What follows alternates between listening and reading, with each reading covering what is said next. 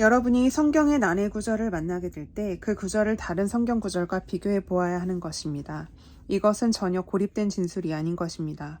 우리가 여기서 발견한 것과 정확히 똑같은 것을 말하는 다른 진술들이 성경에는 많습니다. 만일 창세기 45장 7절과 8절로 되돌아가 보면 여러분은 같은 노선에 서 있는 것을 발견하게 될 것입니다.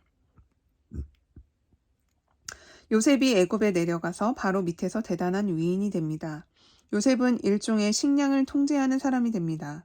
그 형제들이 기근 때문에 식량을 구하러 애굽으로 내려갔습니다. 여러분도 그 아름다운 이야기를 기억하실 것입니다. 결국 요셉은 자신을 형제들에게 드러냅니다. 형제들은 자기들을 온전히 잡고 있는 이 큰 사람이 다름 아닌 자기 동생 요셉이라는 것을 깨닫게 되었습니다.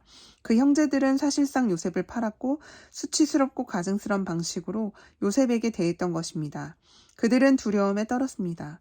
그러나 요셉이 그들에게 말한 것을 보십시오. 하나님이 큰 구원으로 당신들의 생명을 보존하고 당신들의 후손을 세상에 두시려고 나를 당신들 앞서 보내셨나니 그런즉 나를 이리로 보낸 자는 당신들이 아니요 하나님이시라. 하나님이 나로 바로의 아비를 삼으시며 그 온 집의 주를 삼으시며 애굽 온 땅의 치리자를 삼으셨나이다. 그 얼마나 특이한 진술입니까? 요셉의 형들은 수치스러운 방식으로 먼저 그를 죽이려고 했던 것입니다.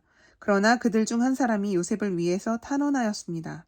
그래서 여행하던 어떤 사람들이 내려왔고 그들은 요셉을 그들에게 팔기로 결심하였습니다. 그것은 정말 수치스러운 행동이었습니다. 그러나 요셉은 말합니다. 하나님이 나를 당신들 앞에 보내셨나니 그런즉 나를 이리로 보낸 자는 당신들이 아니요 하나님이시라. 형들의 악한 행동을 하나님께 돌리고 있습니다. 창세기 50장 20절에도 요셉은 다시 그 점을 말합니다. 그들의 아비 야곱이 죽은 후에 형들은 다시 두려워 떨었습니다. 그 노인이 죽은 다음 요셉이 이제 그들에게 복수하리라고 생각했던 것입니다. 그러나 요셉은 이렇게 말합니다. 당신들은 나를 해하려 하였으나 하나님은 그것을 선으로 바꾸사 오늘과 같이 만민의 생명을 구원하게 하시려 하셨나니. 제가 볼 때 거기에 이 전체적인 교리에 대한 완벽한 진술이 있습니다. 시편 105편도 생각해 보십시오. 시편 105편에서는 시편 기자는 이스라엘 자손들의 이야기를 나열하고 있습니다. 23절에서 그는 말합니다. 이에 이스라엘이 애굽에 들어가며 야곱이 함 땅에 객이 되었도다. 여호와께서 그 백성을 크게 번성케 하사 그들의 대적보다 강하게 하셨으며 그런 다음 25절에서 이렇게 말합니다. 또 저희 마음을 변하여 그 백성을 미워하게 하시며 그 종들에게 교활히 행하게 하셨도다.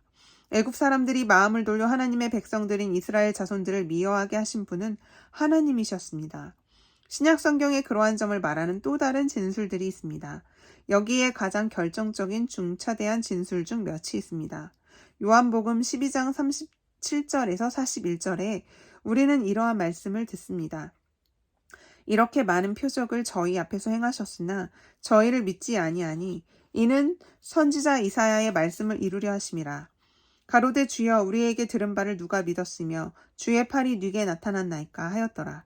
저희가 능히 믿지 못한 것은 이 까닭이니 곧 이사야가 다시 일렀을 때 저희 눈을 멀게 하시고 저희 마음을 완고하게 하셨으니 이는 저희로 하여금 눈으로 보고 마음으로 깨닫고 돌이켜 내게 고침을 받지 못하게 하려 함이니라 하였음이더라.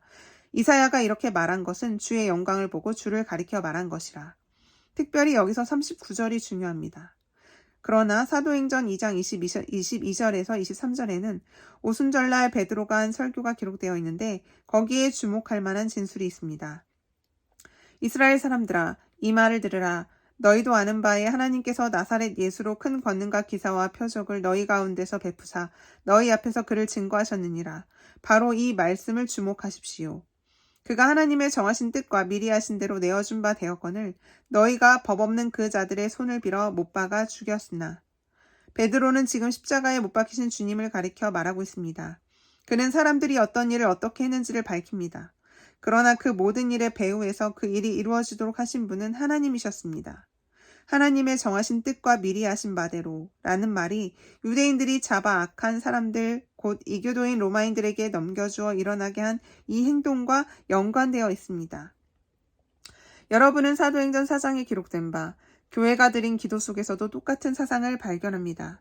베드로와 요한은 신문을 받았고 그들이 예수의 이름으로 전파하거나 가르치지 않는다는 조건하에서 해방되었습니다. 사도들이 노임의 그 동료에게 가서 제사장들과 장로들의 말을 다 고하니 저희가 듣고 일심으로 하나님께 소리를 높여 가로되 그들은 기도하기 시작했으며 27, 28절에 이렇게 기록되어 있습니다. 과연 헤롯과 본디오 빌라도는 이방인과 이스라엘 백성과 합동하여 하나님의 기름 부으신 거룩한 종 예수를 거스려 하나님의 권능과 뜻대로 이루려 예정하신 그것을 행하려고 이 성에 모였나이다. 다시 그들은 십자가에서 못 박히신 우리 주님의 죽으심을 언급하고 있습니다. 우리는 이 말씀을 통해서 듣습니다. 헤롯과 본디오 빌라도와 다른 모든 사람들은 하나님의 손과 뜻이 이 일이 일어나기 전에 정한 것을 하고 있을 따름이라는 말씀입니다. 그리스도의 죽으심도 사람들이 행한 행동에 의해서 이루어졌습니다. 그러나 여전히 중요한 것은 이것입니다. 그런 일이 일어나도록 하신 분은 하나님이셨습니다. 그것은 하나님의 행위였습니다. 하나님께서 사실상 사람들을 사용하여 그 일을 행하신 것입니다. 그 일의 물리적인 부분이죠. 그러나 그 일은 하나님의 정하신 뜻과 미리 아신 대로 되어진 일입니다. 그리스도께서 십자가에 죽으신 것도 우리에게 구원을 주시는 하나님의 방식입니다. 그리스도의 십자가를 결단코 사람들의 행동의 차원에서만 생각하지 마십시오. 그렇게 한다면 십자가를 그릇되게 생각하는 것입니다. 그리스도 안에 계시사 세상을 자기와 화목하게 하신 분은 하나님이십니다. 우리의 모든 죄악을 그에게 담당시키셨도다. 그 일을 하신 분은 하나님이십니다. 하나님이 죄를 알지도 못하신 자로 우리를 대신하여 죄를 삼으신 것은 우리로 하여금 저희 안에서 하나님의 의가 되게 하려 하심이니라. 오순절날 이후 바로 그것이 설교되었습니다. 그것은 바로 하나님의 행동이었습니다. 이 특이한 방식으로 사람들이 그 일에 가입하였지만 말입니다. 우리는 이스라엘이 눈먼 것에 대해 다루고 있습니다. 기록된 바 하나님이 오늘날까지 저희에게 혼미한 심령과 보지 못할 눈과 듣지 못할 귀를 주셨다함과 같으니라. 그렇게 말씀하신 이는 하나님이십니다. 성경이 그것을 말한 것입니다. 그런 다음에 데살로니가 후서 2장 11절에서 12절에서 다시 한번 그것을 발견합니다. 이러므로 하나님이 유혹을 저희 가운데 역사하게 하사 거짓 것을 믿게 하심은 진리를 믿지 않고 불의를 좋아하는 모든 자로 심판을 받게 하려 하심이니라. 여러분은 베드로전서 2장 8절에서 똑같은 교리를 가르쳐주고 있는 것을 봅니다. 베드로는 여기서 우리 주님을 다음과 같이 묘사하고 있습니다. 부딪히는 돌과 거치는 반석이 되었다 하니라. 저희가 말씀에 순종치 아니하므로 넘어지나니 이는 저희를 이렇게 정하신 것이라. 마지막으로 유다서 4절을 인용합니다. 이는 가만히 들어온 사람 몇이 있음이라. 저희는 옛적부터 이 판결을 받기로 미리 기록된 자니 경건치 아니하여 우리 하나님의 은혜를 도리어 세교거리로 바꾸고 홀로 하나이신 주제 곧 우리 주 예수 그리스도를 부인하는 자니라. 여러분은 그 문제를 접근하는 방식을 아셨습니까? 하나의 진술이 있고 그 진술에 병행하는 여러 진술들이 있습니다. 분명히 이것은 위대한 사도 바울 편에서의 일시적인 실수나 실패가 아닙니다. 그는 어떤 논점에서 그저 이기려고만 드는 꽤 많은 논쟁자 같은 사람이 아니라는 말씀입니다. 그것은 성경 속에 분명히 가르쳐지고 있는 교훈입니다. 결단코 사도 바울에게만 국한된 것이 아닙니다. 그것을 알았으니 그러면 교훈은 무엇입니까? 이것입니다. 그것은 하나님께서 죄를 지으신다는 뜻이 아닙니다. 또한 하나님께서 사람의 마음속에 악한 심정을 창조하신다는 뜻도 아닙니다. 하나님께서는 그러한 일을 하시지도 않고 하실 수도 없습니다. 사도 야고보를 통해서 이 문제에 대하여 단번에 결론을 내리도록 하는 진술을 대하게 됩니다. 야고보서 1장 13절에서 이렇게 말합니다. 사람이 시험을 받을 때에 내가 하나님께 시험을 받는다 하지 말지니 하나님은 악에게 시험을 받지도 아니하시고 친히 아무도 시험하지 아니하시느니라. 하나님께서는 악의 창시자가 아니십니다. 하나님께서 악에게 시험을 받으실 수도 없고 결코 그 어느 누구도 시험하지 아니하십니다. 따라서 그 교훈은 이것입니다. 하나님께서는 악을 지으시지도 않고 그 악을 사람의 심령 속에 넣지도 않습니다.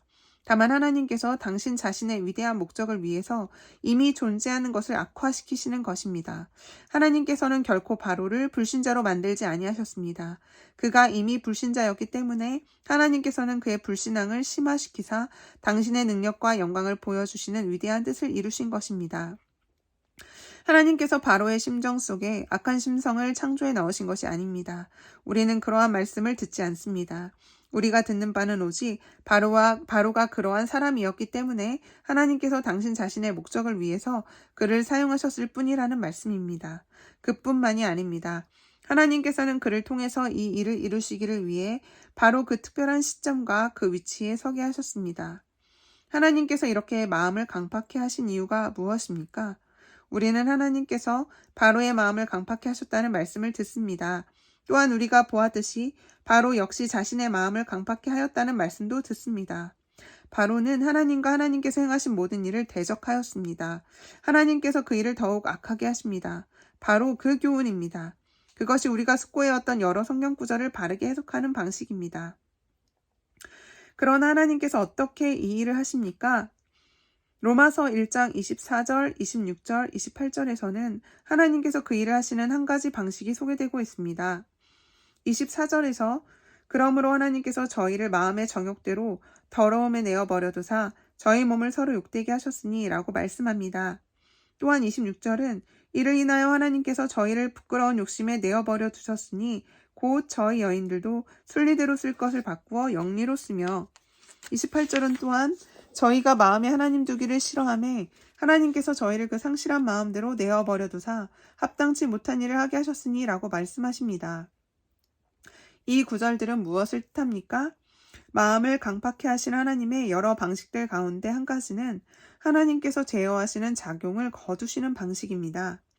세상이 죄 속에 빠져 있으나 하나님은 그 죄에 어떤 한계와 제한을 두십니다. 만일 하나님께서 그렇게 하지 아니하셨다면 이 세상은 전적인 혼란에 빠졌을 것이고 지옥이 되었을 것입니다. 그러나 하나님께서 그 제어하시는 작용을 철회하시는 순간에 거기에는 강팍해지는 일이 있습니다. 햇빛이 비추지 않으면 땅은 굳어지고 얼어붙게 됩니다. 그러나 태양이 다시 나오게 될 때 그 얼었던 것이 녹습니다. 태양빛이 거두어지면 굳게 되는 일이 나타납니다. 그렇듯이 하나님께서 마음을 그런 식으로 굳게 하시는 것입니다. 하나님께서 사람들로 하여금 그 상실한 마음대로 되도록 내버려 두십니다. 그들을 제멋대로 하도록 내버려 두시고 마음을 부드럽게 하는 그 모든 것을 다 거두어 버립니다. 그러나 둘째로 로마서 7장에서 우리는 마음을 강팍해 하시는 하나님의 또 다른 방식을 대하게 됩니다. 율법 안에서 그 하나님의 공의와 의를 강화시킴으로써 그 일을 하십니다. 우리가 육신에 있을 때에는 율법으로 말미암는 죄의 정욕이 우리 지체 중에 역사하여 우리로 사망을 위하여 열매를 맺게 하였더니 또한 로마서 7장 8절에서 10절에서 이렇게 말합니다. 그러나 죄가 기회를 타서 계명으로 말미암아 내 속에서 각양 탐심을 이루었나니 이는 법이 없으면 죄가 죽은 것임이니라. 전에 법을 깨닫지 못할 때에는 내가 살았더니 계명이 이름에 죄는 살아나 나는 죽었도다. 생명에 이르게 할 그 계명이 내게 대하여 도리어 사망에 이르게 하는 것이 되었도다. 13절에서 그는 그 모든 것을 요약하여 이렇게 말합니다. 그런즉 선한 것이 내게 사망이 되었느뇨? 그럴 수 없느니라. 오직 죄가 죄로 드러나기 위하여 선한 그것으로 말미암아 나를 죽게 만들었으니 이는 계명으로 말미암아 죄로 심히 죄되게 하려 함이니라. 우리는 그것을 이와 같이 표현할 수 있습니다. 여기 죄인인 한 사람이 있습니다. 율법이 그에게 왔습니다. 그리고 그에게 와서 그 죄에 대해서 말하기 시작하고 그 죄를 비난하기 시작합니다. 그 율법이 그 사람을 격동시키고 그 사람은 더욱더 큰 죄인이 됩니다. 죄짓지 말라고 말하는 율법이 그로 하여금 그 죄를 더욱더 짓도록 부추깁니다. 그뿐만이 아닙니다. 그 율법이 그의 정욕과 그의 소욕에 불을 붙입니다. 제가 지적한 바와 같이 이는 이 도덕적 가르침의 전적인 위험을 보여주는 것입니다. 오늘날 성에 관한 교육에도 그 문제가 있는 것입니다. 사람들에게 이러한 것들에 대해서 가르쳐주자 그러면 그들이 그러한 일을 하지 않을 것이다 라는 말이 들립니다. 정말 그럴까요? 오히려 그렇게 하고 싶은 충동을 자주 하는 것이 될 것입니다. 어떤 일을 하지 말라고 함으로써 그 일을 하도록 그들을 끌어들이고 있는 것입니다. 그 일을 하지 말라고 금하고 그것은 나쁘다고 말함으로써 그들을 그 전보다 더 악하게 만들고 있는 것입니다. 그처럼 디도서 1장 15절에서도 정확히 같은 교리를 가르쳐주고 있습니다. 깨끗한 자들에게는 모든 것이 깨끗하나 더럽고 믿지 아니하는 자들에게는 아무것도 깨끗한 것이 없고 오직 저희 마음과 양심이 더러운지라. 여러분은 사람들이 성과 도덕에 관한 책을 읽으면서 끊임없이 스스로 선해지려고 노력하는 사실을 발견할 것입니다. 그런데 나중에 그들은 그 책들을 읽은 후에 그 전보다 더 악해졌다는 말을 하게 될 것입니다. 그것은 바로 이미 존재하고 있는 악 때문입니다. 율법이 들어와서 의와 공의에 대해서 말할 때 그것은 악한 사람 속에 있는 악을 더 부추깁니다. 그러나 사람들의 마음에 강팍함을 더하게 하시는 하나님의 세 번째 방식이 있습니다. 그것은 바로 하나님의 긍휼을 베풀어 주심으로써입니다. 바리새인들과 서기관들에게 있어서 거룩하신 우리 주님께서 세리들과 죄인들과 함께 잡수시는 모습을 보는 것보다 더 성나게 한 것이 어디 있습니까? 주님께서는 그 세리들과 죄인들에 대한 관심을 보여주시고 그들을 사랑하셨습니다. 그것이 바리새인들과 서기관들로 하여금 그 전보다 10배 더 악하게 만들었습니다. 결국 이 사람들로 하여금 우리 주님을 십자가에 못 박아 죽이게 한 것은 바로 우리 주님의 가르침 속에 들어있는 이 긍휼과 은혜의 자비하심의 요소였습니다. 하나님께서 마음을 강팍하게 하시는데 네 번째 방식은 이것입니다. 하나님께서는 사람들 속에 있는 소욕을 더 격동시킵니다. 우리는 이 점에 대해서 분명해야 합니다. 요셉의 형들의 경우를 여러분들은 어떻게 생각하셨습니까? 그들은 자기 동생에 대해 악한 모의를 하였고 아주 무서운 행동을 취했습니다. 그러나 요셉은 다르게 말하기를 하나님께서 그 일을 하셨다고 했습니다. 저는 그 일에 관하여 설교하는 사람들의 말을 들어본 적이 있습니다. 그 사람은 몇 년 전까지만 해도 대단하고 인기 있는 복음적인 사람으로 평판이 있던 사람이었습니다. 그리고 그가 이 설교에 관련해서 처음 하는 말은 물론 요셉은 아주 잘못되어 있었습니다. 라는 것이었습니다. 자, 다시 우리는 사람들이 사도 바울을 판단했던 것처럼 요셉을 어떻게 판단하는지를 보게 되었습니다. 그러나 요셉은 잘못되지 않았습니다. 그는 옳았습니다. 여러분도 알다시피 그 설교자가 말하려고 노력했던 것은 바로 이 사람들이 이미 그러한 일을 저질렀지만 그것은 참으로 끔찍한 일이었습니다만 하나님께서 그 일을 주관하사 그것을 다른 방식으로 돌리셨다는 것이었습니다. 그러나 요셉이 말한 것은 그것이 아닙니다. 일어난 일도 그것이 아니었습니다. 요셉을 애굽에 내려 보내신 분은 하나님이셨습니다. 그는 다가올 기근에 대해서 아셨습니다. 요셉의 형들을 통해서 그 일을 행하신 분은 하나님이셨습니다.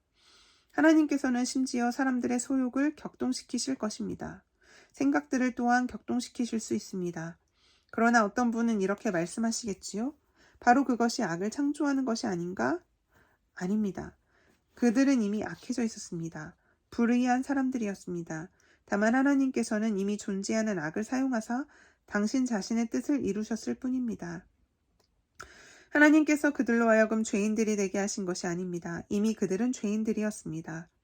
하나님께서 하신 일은 다만 그러한 사람들을 사용하사 당신 자신의 위대한 뜻을 이루신 것뿐입니다. 하나님께서는 악을 전혀 창조하지 아니하셨습니다.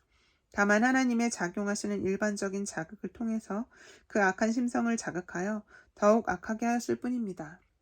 그러나 궁극적으로 그 일은 하나님의 목적을 위해서 존재하는 일이었습니다. 이제 5번째이자 마지막 설명을 드리겠습니다. 우리는 사실상 성경에서 하나님께서 사단을 사용하시기까지 한다는 말씀을 여러 번 듣습니다. 욥의 경우에도 사단을 사용하셨습니다. 그 진술은 많은 그리스도인들을 당황케 할 것임에 틀림이 없습니다. 바울은 또 영이 구원받도록 하기 위해 육신이 심판받도록 어떤 사람을 사단에게 넘겨준 일에 대해 말합니다. 무슨 뜻입니까? 어떤 사람이 성경적인 교훈을 듣지 아니할 때 너희 중에 있는 그 악한 죄를 지은 사람을 내가 사단에게 넘겨주었다. 사단으로 하여금 그를 다루도록 하였다. 그것이 그로 하여금 정신을 차리게 할 것이다. 여기 로마서 9장에서 우리는 말하자면 그 교훈의 이면을 다루고 있는 것입니다. 다시 말하면 하나님께서 때로는 당신의 모든 제어하는 수단을 다 거두심으로써 사람을 완강케 하시며 사단에게 넘겨주시기도 하신다는 것입니다. 우리는 그런 시대에 살고 있다고 저는 믿고 있습니다. 말하자면 하나님께서 제어하는 세력을 거두시어 사단에게 넘겨주고 있습니다. 그 자신의 위대하고 영광스러운 목적을 위해서 사람들의 마음을 완강케 하시는 것입니다. 우리는 아직 그 목적이 무엇인지 모릅니다. 다만 우리가 아는 것은 하나님께서 한 목적을 가지고 계시다는 것입니다. 인류의 긴 역사 속에서 하나님께서는 여러 차례 그러한 일을 하셨습니다. 이 사람들이 마음을 완강케 하는 일이 일어나도록 하나님께서 허락하시어 결국 모든 일이 절대적으로 절망에 빠지도록 내버려 두셨습니다. 그런 다음 그 전능하신 능력으로 나타나십니다. 어째서 그와 같은 일을 하십니까? 우리는 그렇게 물을 수 있습니다. 대답은 여기 있습니다.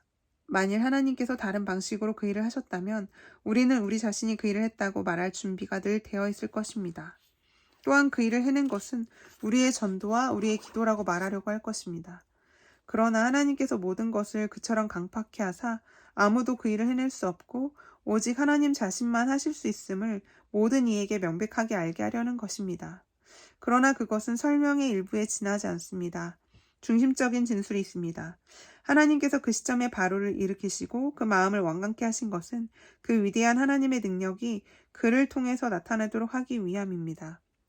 우리는 이 문제를 계속 추적해 나가겠으며 다음 강론에서 훨씬 더 확장시켜 설명하겠습니다. 그리고 사도가 도달할 그 장엄하고 위대한 결론을 살펴보도록 하겠습니다.